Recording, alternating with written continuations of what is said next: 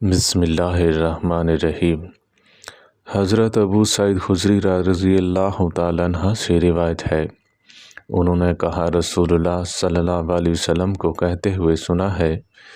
تم میں سے جو کوئی شخص اچھا اور پسندیدہ خواب دیکھے تو سمجھے یہ اللہ تعالیٰ کی جانب سے ہے اور اس پر اللہ کا شکر ادا کرے، اور جو دیکھا ہوا ہو لوگوں سے بیان کرے، اور جب خراب اور ناپسندہ چیزوں میں سے کوئی دیکھے تو یہ سمجھے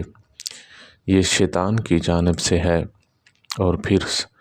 اسے اللہ تعالیٰ سے شر کی پناہ مانگے، اور پھر کسی سے اس کا ذکر نہ کرے، اور تو یہ چیز اسے کوئی نقصان نہیں پہنچائے گی۔ حضرت ابو ہریرہ رضی اللہ تعالیٰ عنہ سے روایت ہے، نبی کریم صلی اللہ علیہ وسلم نے فرمایا، جب تم مرغے کی آواز سنو تو اللہ کا فضل مانگو، کیونکہ وہ اسی وقت بولتا ہے جب اسے کوئی فرشتہ نظر آتا ہے، اور جب گدھے کے رینگنے کی آواز سنو تو شیطان مردود سے اللہ کی پناہ مانگو، کیونکہ وہ اس وقت شیطان کو دیکھ رہا ہوتا ہے۔ حضرت عبداللہ بن عمر رضی اللہ تعالیٰ عنہ کہتے ہیں، رسول اللہ صلی اللہ علیہ وسلم نے فرمایا، زمین پر جو کوئی بھی بندہ لا الہ الا اللہ واللہ اکبر ولا حول ولا قوت الا باللہ کہے گا، اللہ تعالیٰ کے سوا کوئی معبود اور برحق نہیں ہے، اللہ تعالیٰ سب سے بڑا ہے، اور اللہ تعالیٰ کے سوا کوئی کام کرنے کی کسی میں نہ کوئی طاقت ہے نہ ہی قوت، اس کے چھوٹے چھوٹے گناہ اللہ تعالیٰ اپنے رحم و کرم سے بخش دیتا ہے، اگرچہ سمندر کی جھاگ کے برابر ہی کیوں نہ ہوں۔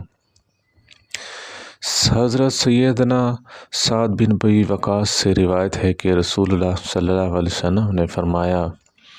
کہ ہم نشینوں سے فرمایا، کیا تم میں سے کوئی اس بات کا عاجز و ناکام رہے گا کہ ایک دن میں 1000 نیکیاں کما لے؟ آپ کے ہم نشینوں میں سے ایک پوچھنے والے نے پوچھا، ہم میں سے کوئی کس طرح 1000 نیکیاں کمائے گا؟ آپ صلی اللہ علیہ وسلم نے فرمایا، تم میں سے کوئی بھی 100 مرتبہ تسبیح پڑھے گا، یعنی سبحان اللہ، تو اسے 1000 نیکیاں لکھی جائیں گی